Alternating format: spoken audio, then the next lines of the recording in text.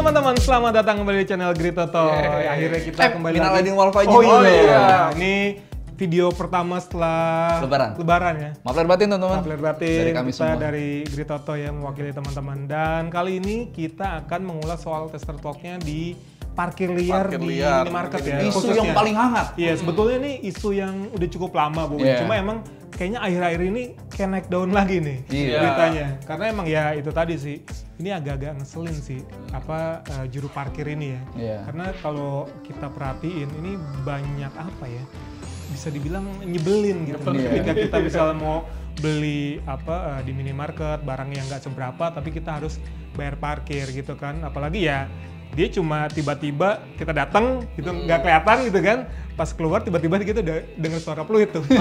Itu gue banget tuh. Itu dia. Apalagi kalau di dalam minimarketnya nggak ada barang yang gue cari. Ya. Terus keluar ya udah ada tukang parkir ya kan, Itu bayar dia. kan. Ya, jadi mau bayar gitu iya. kan. Ya padahal ya kita kalau di minimarket seberapa lama sih kan? Udah gitu cuma sebentar. Dan seringkali di minimarket itu ada tulisan tuh parkir gratis, gitu kan. Artinya memang si pengusaha sudah menyediakan lahan untuk kita parkir gitu ya. Tapi ya tetap aja banyak juru parkirnya ya gitu. Iya, bahkan termasuk kalau urusannya nggak ke beli barang di minimarket nih, Res. Kita mau ngambil uang di, kan biasanya ada ATM-nya, entah apapun, BCA, BRI atau apapun gitu ya. Kalau kita nggak beli barang yang lain, ngambil uang misalnya 100.000 karena bayar parkir, jadi sebenarnya kita ke minimarket tuh cuma ambil 98.000 bayar parkir.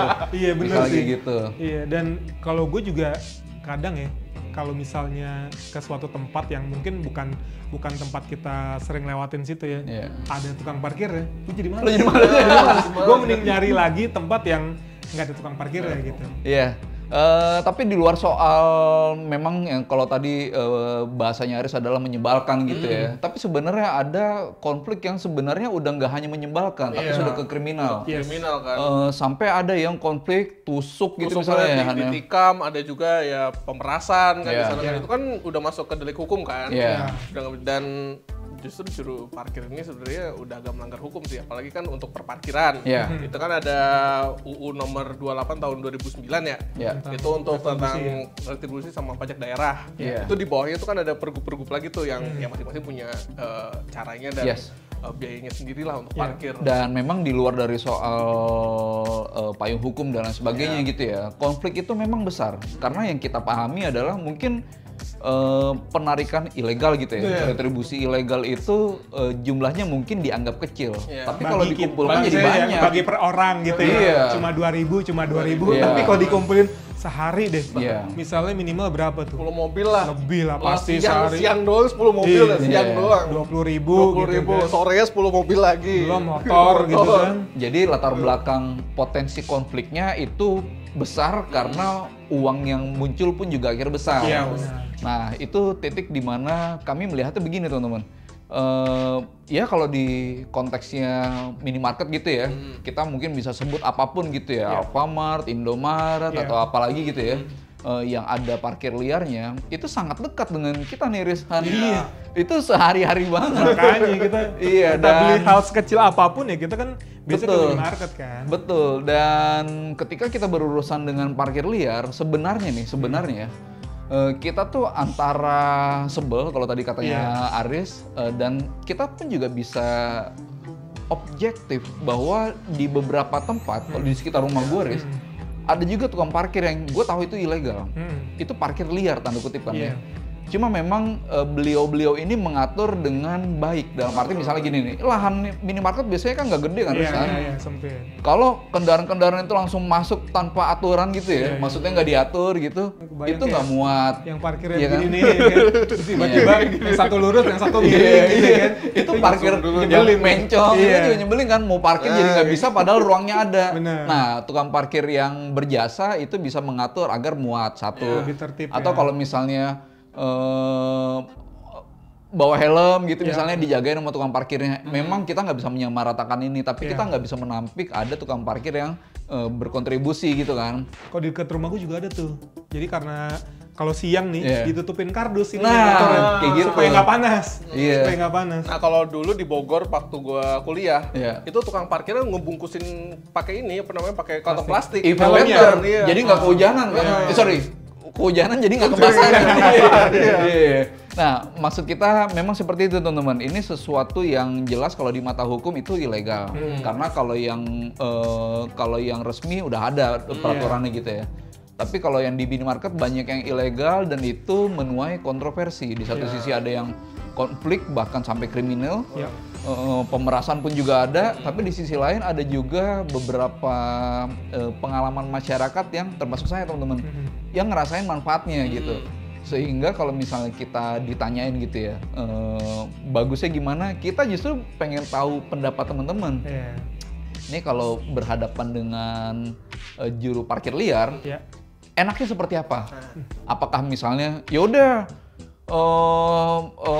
diatur aja gitu deh harganya, yang penting jelas, jangan 2.000 misalnya nih, kan angka relatif kan, tapi 1.000 aja atau 500 aja buat motor, mobil 1.000 aja gitu atau 2.000, yang penting jelas gitu misalnya.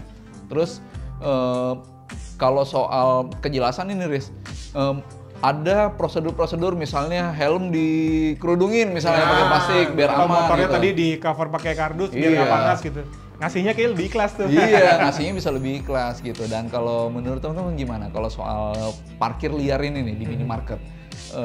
Sebaiknya apakah sekalian diatur atau ya mendingan kalau secara naif di mata hukum ini ilegal jadi mendingan di cut off sekalian. Gitu. Tolong tulis di kolom komentar teman-teman.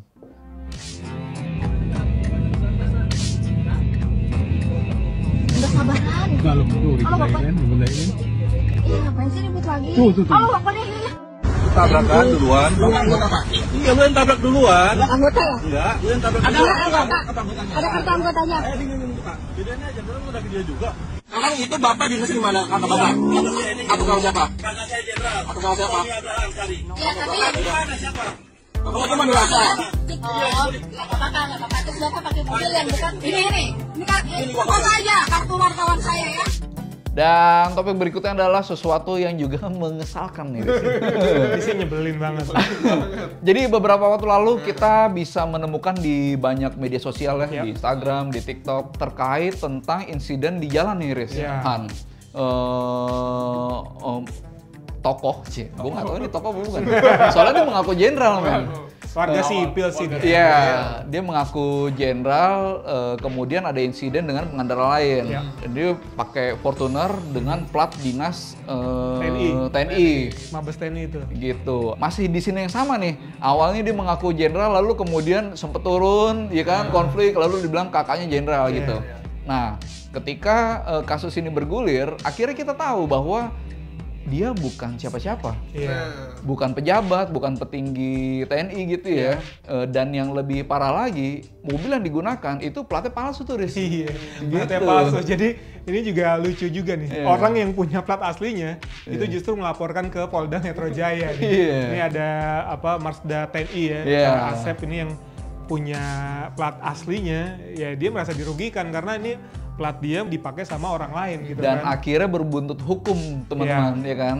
Dan ini memberi kita apa ya, pemahaman ya bahwa memang kita tahu bahwa mobil yang menggunakan plat dinas gitu ya, atau bahkan yang plat yang ZZ ya berarti kan sekarang ya. Dulu kan RF, sekarang ZZ kan. Gitu, kalau Z-nya 2, kalau Z-nya 1 itu orang Cinere gitu. Orang Depok. Dan nomornya itu kalau nggak 1 atau nggak 8. Iya. Intinya adalah yang plat dewa gitu, kita tahu bahwa itu adalah pejabat yang sedang mengemban misi penting. Jadi nggak heran kalau mereka diutamakan saat di jalan. Dan kami teman-teman sebagai kita semua nih ya, sebagai pengendara lain yang mungkin akan memaklumi ketika ya dikawal lalu kemudian mereka nyalip dari bahu jalan, ya udahlah ya gitu. Cuma masalahnya adalah beberapa oknum atau bahkan pemalsu seperti inisial siapa, Riz? Pak siapa? PWGA. PWGA itu itu kastanya rendah banget tuh, karena dia bukan siapa-siapa dan dia menggunakan plat palsu agar tanda kutip mendapatkan privilege seperti itu kan. Kan dia juga karena tahu dia pakai plat palsu dan akhirnya viral, platnya dibuang kan, dibuang kan. Takut lah, Iya, takut lah. Jiper. Iya, makanya. Ya gitu teman-teman, kita sih bisa memaklumi kalau hak kita sebagai sesama pengendara lain itu sedang diambil oleh pejabat yang sedang mengemban misi penting, nggak apa-apa. Cuma kalau sama mereka yang sedang melakukan itu pasti kesel lah. Iyalah. Iya kan? Tiba-tiba motong jalan lah. Iya. Dan dengan mobil kayak gitu kan udah era Ugan ya. Iya. Apalagi dengan plat kayak gitu kan makin orang terintimidasi lah di jalan. Iya. Kan? Dan kita bisa memastikan teman-teman, kita bisa memberitahu ke teman-teman bahwa sebenarnya kita bisa mengidentifikasi mana yang sedang mengemban tugas penting itu ya kan ya. Pengawalan ya berarti kan ya. Saya pengawalan dan perlu diingat juga kalau plat yang kayak gini nih itu dilindungi oleh hukum kan. Dan itu kan juga salah satu surat negara lah. Dan sayangnya Pak PWGA kena pasal KUHP dengan jeratan 6 tahun penjara. Iya. Oke, artinya itu ada payung hukumnya. Lalu kemudian kalau misalnya kita ngeliat di jalan ada mobil dengan plat dinas atau plat dewa gitu, dikawal sama full rider atau bahkan di belakangnya, itu berarti memang sedang dalam tugas negara. Tapi masalahnya nih Han, kalau yang enggak nih, itu sebenarnya kan juga ada spesifik di hukum kan? Banyak di lapangan tuh banyak banget. Bahkan yang saya lihat sekarang di STNK itu udah ditulis, dilarang nih. Kita buka. Nah, dilarang menggunakan strobo, sirine dan taat aturan lalu lintas. Oke. Di sini di pojok kanan ada dikuningin di fotonya. Jadi itu dia, karena memang dia kan satu plat sipil kan. Iya. Secara nomor misalnya dia putih hitam atau hitam putih kan. Oh, ini yang kayak ZZ itu ya? Yang ZZ itu. Jadi emang ya dia sebetulnya mobil sipil karena memang biasa digunakan oleh pejabat mungkin dari pihak kepolisian atau misalnya ada juga ASN eselon 1 gitu kan. Yang memang punya tugas khusus, cuma ya itu kalau misal ditambahin strobo sama sirine itu kan ya udah lain cerita tuh jadinya tuh. Itu nggak boleh dan itu tercantum di surat negara, ada di STNK teman-teman. Dan ditulis juga apabila melakukan pelanggaran akan dilaksanakan penindakan atau pencabutan. Iya. Fasilitasnya bisa dicabut ya. Jadi mudah-mudahan ini bisa dapet perspektif ya, teman-teman bisa dapat perspektif kalau mereka pun sebenarnya juga terikat sama hukum dan ada peraturan yang spesifik untuk mereka tertulis di STNK-nya. Gitu. Tapi emang sering kali kalau kasus-kasus kayak gini tuh nunggu viral dulu ya.